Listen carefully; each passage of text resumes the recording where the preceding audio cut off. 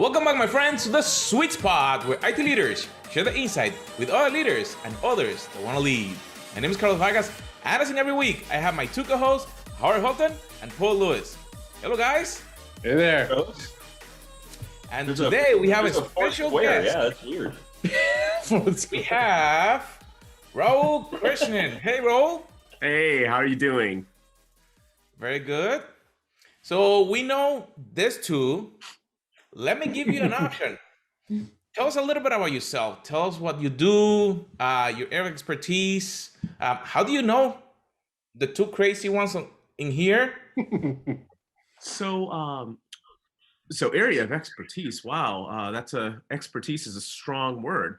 And the reason I say that, I feel like at this point in time, my value is of being a strong generalist. So I worked for 16 years in a large corporate environment, moved through my career progression, did all the things that I was supposed to do, try and become an executive, move up into the ranks. And then about 3 years ago, my mom has a degenerative neurological condition and needed some help, and I need to make a career decision. And in doing so, I actually took a step back from what I was doing.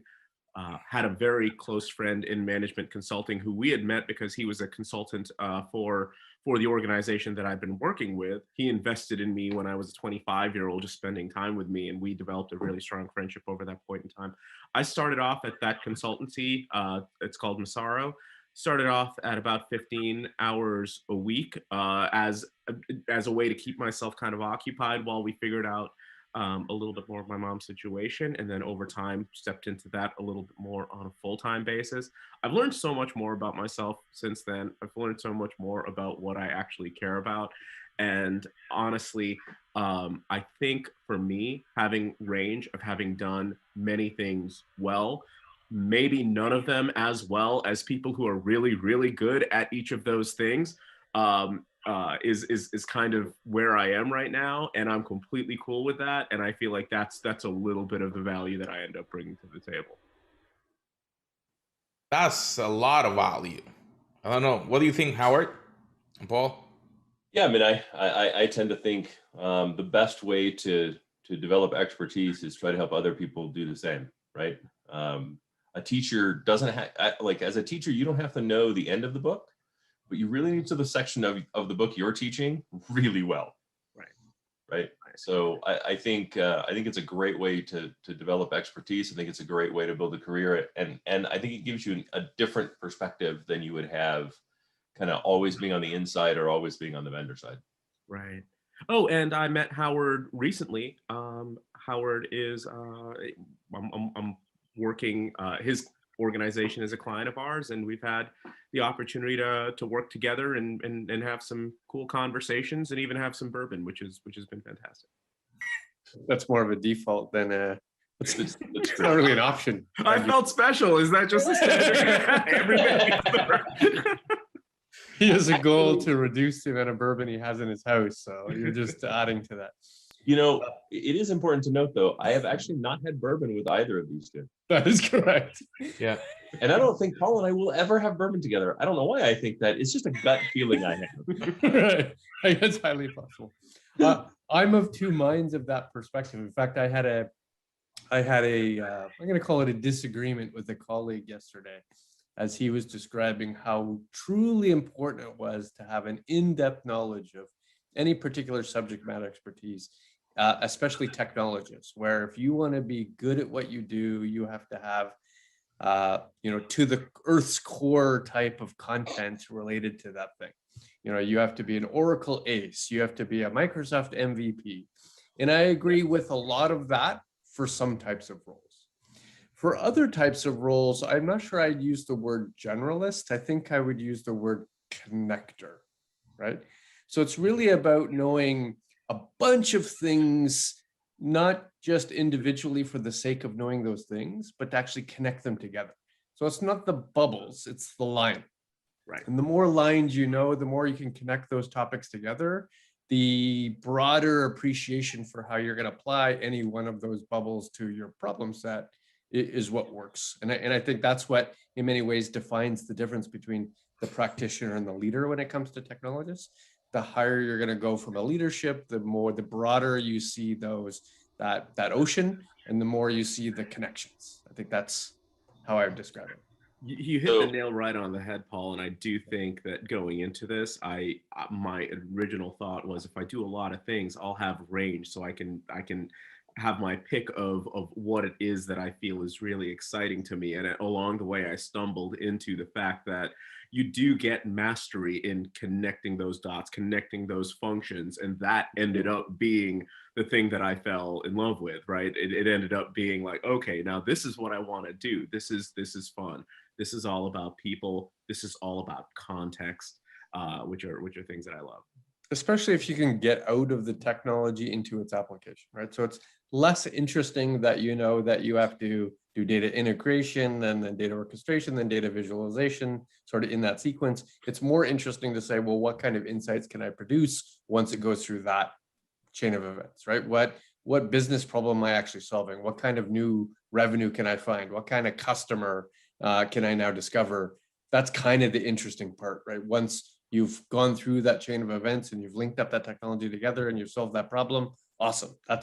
That's where success equals, greatness in many ways. So as we go through all this, because I love the conversation that we're going, it sounds like when someone is connecting and looking for a role, sometimes the first thing that is talked about is how much cash can I make, or what title can I get? Does that even matter? Does the money, do you want to take the money, or the title's BS? Like, really, how do we do this? So yeah. So I think all of us get that question a lot, right? People come to us and they see us as senior and they go, hey, what is the decision I should make? Before I dig into that, I wanted to make a comment about the kind of pre-roll conversation. And really, it sounds like experts are RDBMS, and leadership really should be graph databases. Wow, right? That's a good value of analogy. a graph database increases exponentially with the number of connections between the nodes, and that's kind of wait. I don't know why that Nice. Carlos pulls out the AV. Nice. It's awesome. It's awesome. Apparently, we've got a feature upgrade here on this. That's right.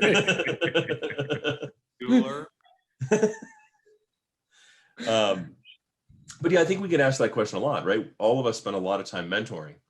And the most common thing I get asked is, hey, should I take this role? And to give an example, I had someone come into my office, this was years ago, and he'd been working for me for about 6 months, really smart guy.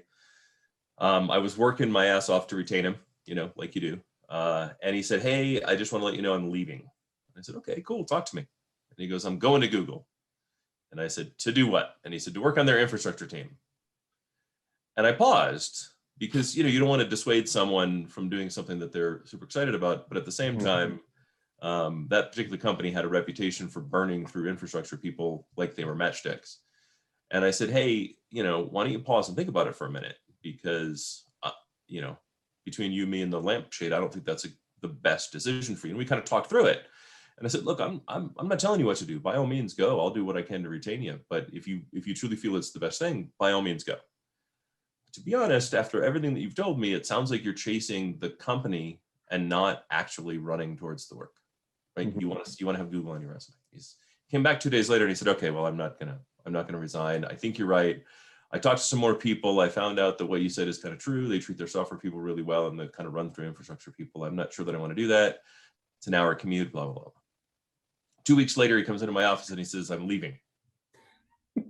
And I said, okay, cool. You going to Google? Like, did you change your mind? No, I'm not going to Google. I got this other opportunity. He kind of walks me through the opportunity.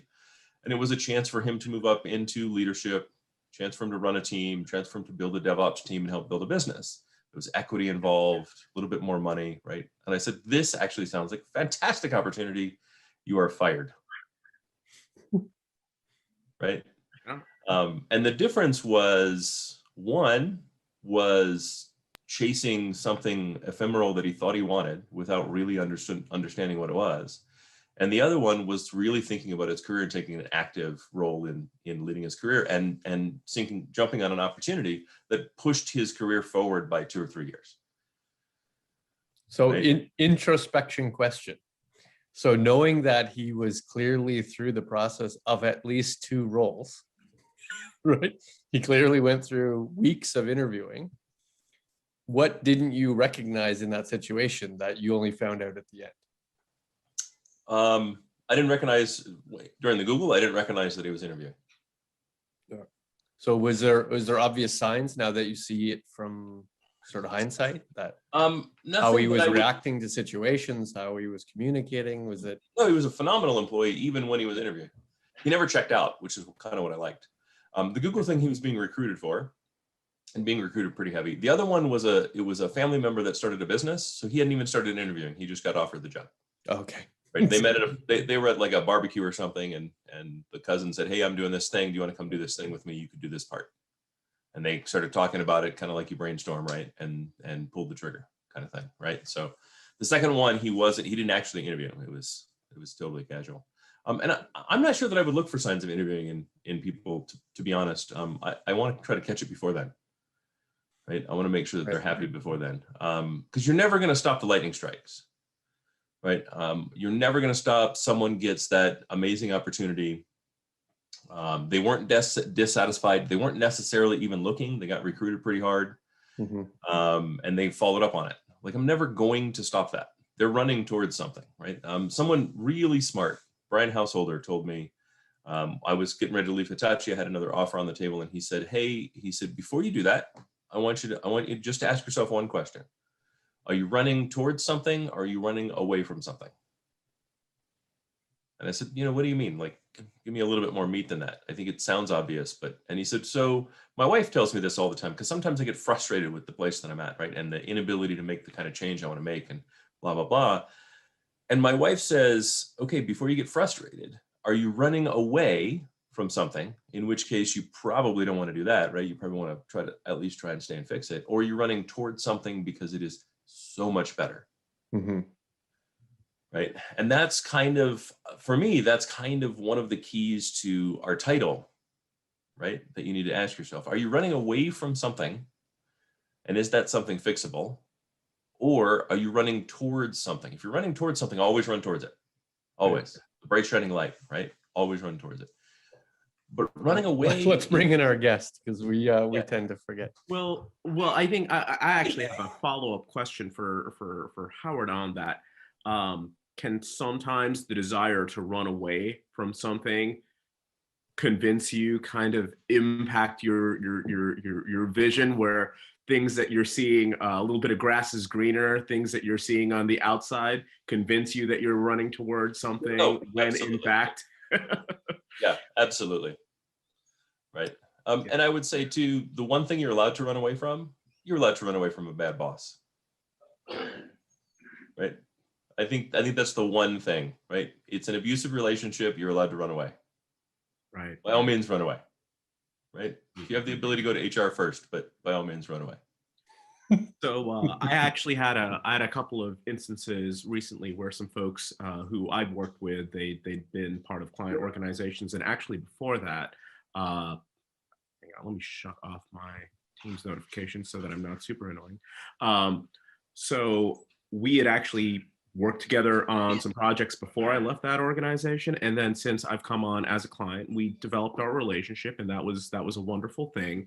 But they reached out to me. They were looking for some additional looking at some additional opportunities. In both cases, they'd actually got offers, and they were basically asking, "What should I do?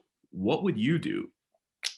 And it was interesting, because I'm like, I don't necessarily want to answer that question, because I don't think it actually means anything. I want certain things. I care about certain things. There's certain environments that I feel like I would do really well in, and they might be completely different for you. So my first thought is, I want you to talk a little bit about what it is that you're looking for. What is it that makes these situations the right situation for you? And I shared a little bit of what I learned in my experience. I've made some moves that I wouldn't say that I regretted. It's hard for me to look back and say that I necessarily regretted anything, because over the course of it, it helped build towards things that I know now that enable me to be smarter about what I do going forward. But definitely at the time, I wanted to be, it's not that I necessarily wanted to be an executive. It's just like, that's what you do, right? So you move up, you become a manager in your field, and then you become an executive. That's what you do. And I just firmly believe that at an embarrassingly advanced age in my career. It was just the path that I was taking. And so I took a job at one point in time in my career that was higher visibility. Is it going to be exciting? In fact, the way it was framed to me is, you work a bunch of hours, there's so much stuff going on, there's so much complexity. Now go to the corporate office. Things are a little bit cleaner, get a little bit closer to 40, maybe at the tops 45 hours a week. The workload is more balanced, and you get like visibility to the top levels. And I was convinced in that conversation that those were all good things. In spite of the fact that I was building new things where I was solving tricky, complex problems in the business. And instead, I'm going into the corporate office. It was a finance system oriented role. Things were kind of stable. It was about keeping the lights on and making incremental updates as things go forward. And it was like, yeah, you can use that time frame to recharge. And at that point, something in me was just like, that's not me. That sounds terrible. So I ended up in a situation where I got more visibility, but it wasn't to me doing my thing. It wasn't visibility to me being me. And so I'm like, maybe I could have done better with, I don't know, 30% less visibility, but I would have been me. I would have been enjoying what I was doing. I would have been fully into it. So a big piece of the advice that I offered these two is, what gets you in that mode, right? What are the elements of an assignment, engagement, or role that make you feel your most full, engaged self, where you're feeling yourself. You're not full of yourself, but you're feeling yourself. You know that you're good at what you're doing, and you're really having a good time at that. Does that resonate with you guys? Yeah, I would add, not only you know what you're good at, but there are pieces of it that challenge you. Right? Challenge is all about increasing that engagement, right? I'm super engaged when I'm challenged. When I'm just doing what I'm quote unquote good at, which I don't know that I've quite determined yet, I'm not quite so challenged, right? It's fun, and for short periods of time, it feels great, right? It feels great sometimes to let the challenge kind of fall behind, right? And really focus on what you're good at for a little bit, but without that challenge, I think you lose something, right? I always look for, what am I passionate about? Right. And my take was, you're learning new things, and you're learning it towards kind of a vision that you see of yourself. What are the areas that you want to grow in? Is this going to give you an opportunity to be able to grow in those areas? And honestly, in that situation for these two, the choices became a little bit easier in the conversation. And it was something that they actually hadn't thought of. And, that's generally my sign of, okay, I did something today. Like today I can check the box and be like, I'm glad you mentioned that. Took a shower, put on some clothes, and then somebody listened to something that I said. I'm glad you mentioned that, because I am, and Howard and Carlos will know this perfectly well, I'm far more prescriptive in those conversations, right? I'm far more prescriptive in saying, tell me what the last day before you retire, what that job is. And be very specific. What type of company, what type of role, what are you doing day to day? Tell me what that is, what the ultimate goal will be. Then determine what skill sets you need to do that role. What experience do you need to have? What kind of companies would you have had to work for? From that creates this list of capabilities, this list of gaps, to which your every move should try to check one of those boxes, right? If you need to be able to work for 15 Fortune 100 companies, then that needs to be part of your goal. If you need to be both a CFO and a CIO and a CTO and a COO, then that should be part of your goal, right? It's less about the logo, it's less about the money, it's less about the title, it's more about filling the gaps to ultimately what you want to do. And the podcast is over. Paul just answered the question. It's interesting that we're talking about that, because sometimes you just mentioned something that we may have passion for something. Let's say, I bet that anyone in here know how to use a web browser. So if we get, let's say, an older person and say, well, can you help me because I don't know how to get, let's say, to YouTube. Each one of us can, if it's our grandma or someone like that, we can say, you go here and you do it. But we may not enjoy tech support 24/7. Is that a fair statement?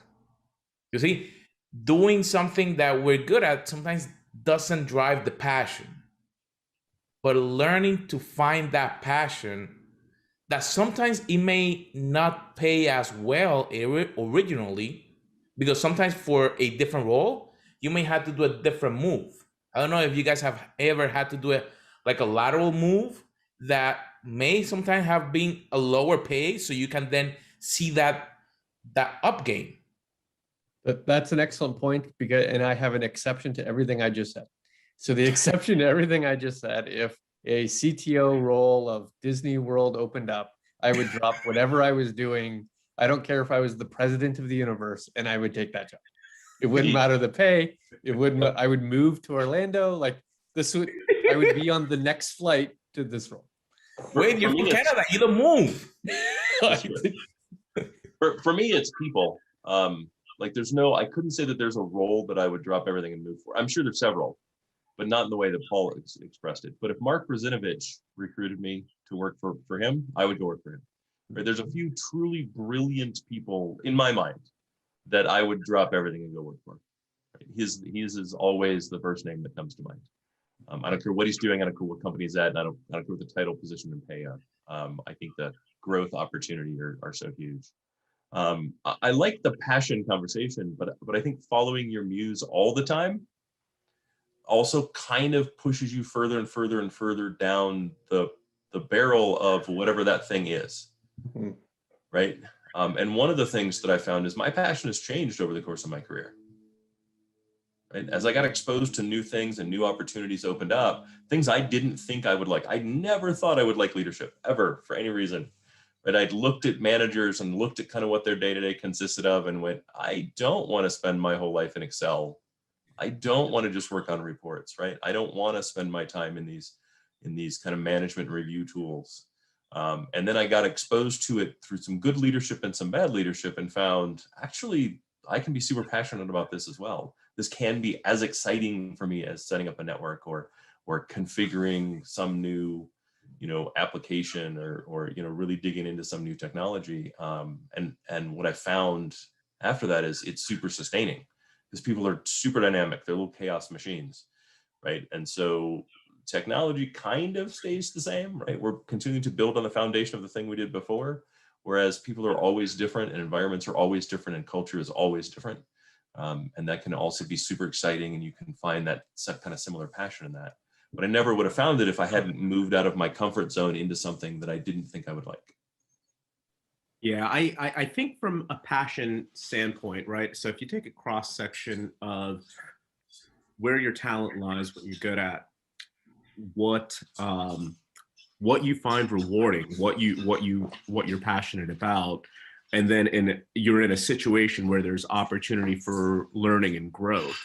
To me, I would find that to be a fantastic opportunity. If someone were to tell me, if someone who was in my organization were to tell me that they had an opportunity that met that criteria for them, and they'd really thought about it, right? That would be an easy, like, yeah, go do that. Now, if they had to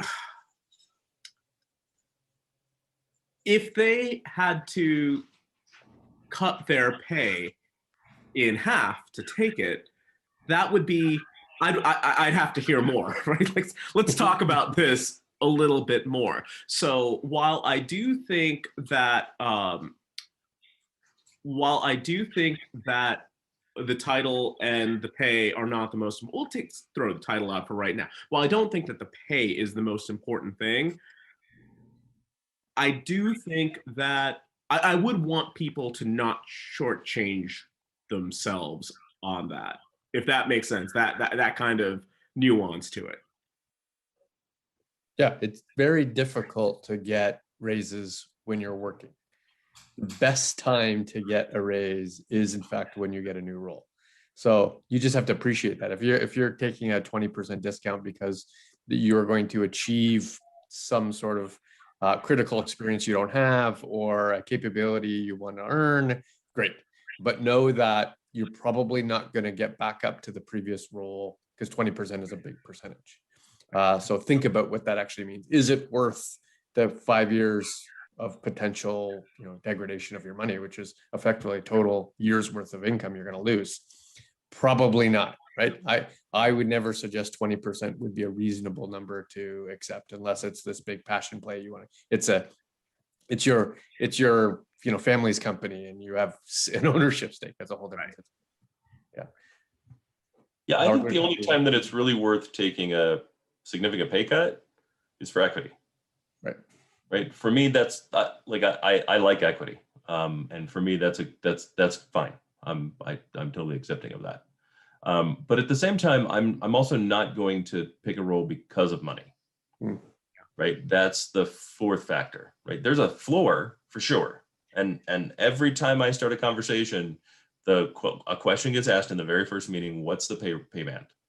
I don't need to know the specific dollar amount, but what's the pay band? Are we going to be able to find some agreement in what I consider my floor, and then add on the value of the culture, the value of the people, the value of the role, the value of the job duties, the value of the growth, et cetera, all things that I find to be more important. But they sit on a foundation of I'm an adult and therefore I have a floor of minimum earning. Yeah, that all falls under the category of know your worth. Yeah. Right? You know that what it means to do this role and what the average is in the world and your experience therein, and that you are in a category of people that get paid this kind of money. And it's not necessarily just base comp, but it's base and variable and equity. Tie all that in together to say, this is my value for the organization. This is how I'm going to contribute. This is how I'm going to earn for you. And therefore, this is my minimum, my floor to support that. Yeah. And I couldn't agree more. I think with both of you, I think in terms of the influence that a 20% discount would have, it would cause me greater pause than a 20% premium would cause me encouragement for someone to look at a particular role. Yeah, and beware of roles that have a title and the pay doesn't match the title. Right. That's probably the biggest red flag for me. It's a CIO role at $147,000 a year when your market pays $250,000. Right. Beware of roles that have a great title that have been open for 2.5 years. Right. There's likely an issue. And while CIO of insert name of company here will likely look good on your resume, the other thing to be aware of is when the title doesn't actually match what you're doing. Because the expectation is the next company is going to look at that title and go, oh, well, we expect you to have all of these knowledge points and have all of this ability. And you have to go, well, I didn't really do that at my old job. Oh, okay. So you're not really a CIO, or you're not really a VP, or you're not really a senior developer, or you're not really an architect. Right. Be cautious of roles given in lieu of pay because they don't actually benefit you long term. They set up an expectation that tends to be faulty. And there is nothing worse than going from a CIO role to applying as a team lead because that's actually, you were at a small company that handed out titles in lieu of pay. Right. And that's, I think, kind of what I meant by don't just chase the title. Right. Look at the whole thing and go, does the title match the role? Does the role match what I want to do? Does it have that mix of where I'm comfortable and where I'm not, right? The 30% I need to learn, that's kind of the mix for me. I want to be 70% is skills I have, 30% is stuff that challenges me. That's the mix that works for me. I suggest everyone find it, but. The best advice I ever received was way, way, way early in my career, like in the first 2 years. First 2 years, I was at a startup company, very small, 30 people. And I declared that I wanted to be CEO. That was my goal. I don't care how many years it took, how much effort it was going to put into it. I saw CEOs and presidents and said, this is the type of role I want. And I sat down with one of the board members It was a small company, so it was easy to get into the board. So we were having a conversation. I said this explicitly because this particular board member was CEO of very large organizations and now board of dozens of organizations, including ours. And I said, what do you think? What kind of skill sets do I need? What kind of advice would you give me? And he stopped my entire rant and said, that's an interesting goal. However, you could be a CEO today if you wanted to. Feel free, resign, create a company, call yourself the CEO, and get it done. The title is meaningless. CEO of company of one is not the same as CEO of HP, right? CEO of Disney, CEO of a telco, CEO of a bank.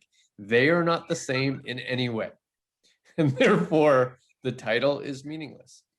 And I could take any title for any reason. So that simply cannot be your goal.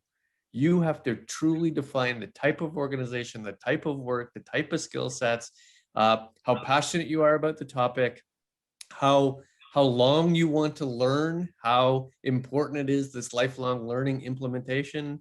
Do you want to have a career or do you want to have a title? And from that meeting forward, I determined that I did not, in fact, want to be a CEO. Best advice I ever received. And I think you also touched on something that is really important in kind of picking what you want your career to look like, and that is the lifelong learner. Right? All of us focus on being disruptive, right? We look for roles that give us the opportunity to be disruptive, right? We would call it growth, but growth is disruptive, and anyone looking for a growth role is looking to be disruptive. You can't have that kind of growth that you're really looking for, non-organic growth, right? Without the disruption part of it. And being disruptive and being able to do that requires lifelong learning. At no point do you have the ability to stop learning, right? You don't have the ability to rest. We used to call it resting on your laurels, right? You don't have the ability to go into an office, to go into a title, Paul, you're CTO, you're right. You don't have the ability to go in and go, well, I'm here. I guess this is all just going to continue to motor on the way that it was motoring on before. Good job, guys. Right? Because we don't look for that. Right. At the same time, the burden and nobody does. Like, I don't know anybody that goes, you know what I really want to do? I just want to run stuff the way it was run yesterday by the guy that came before me. Status quo. I want to make no changes whatsoever. Right? I'm looking for one of those cushy status quo jobs, right? And the reality is, especially like our audience, and the people we're aiming this at, right? Those who maybe are earlier in their career and looking for some career advice. You want to have growth, right? You want to have these exciting positions.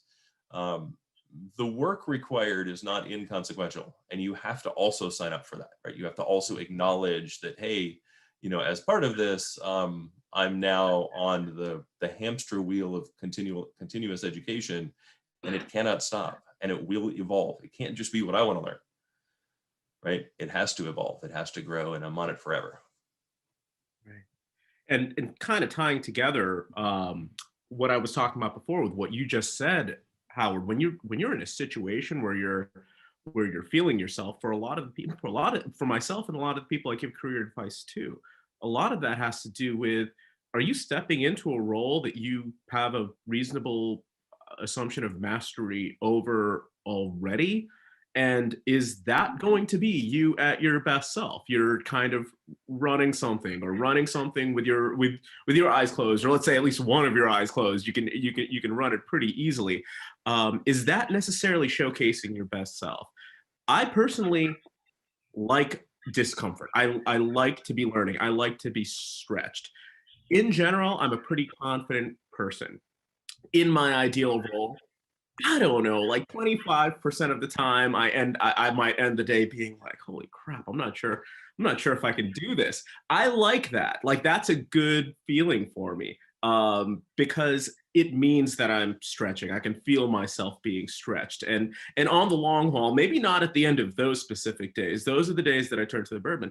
But on the long haul, over those stretches of time, I'm really enjoying myself. Those are roles that I find to be really rewarding. What's neat is I don't actually turn to the bourbon on the days where I'm like, holy crap, I don't have the knowledge to do this.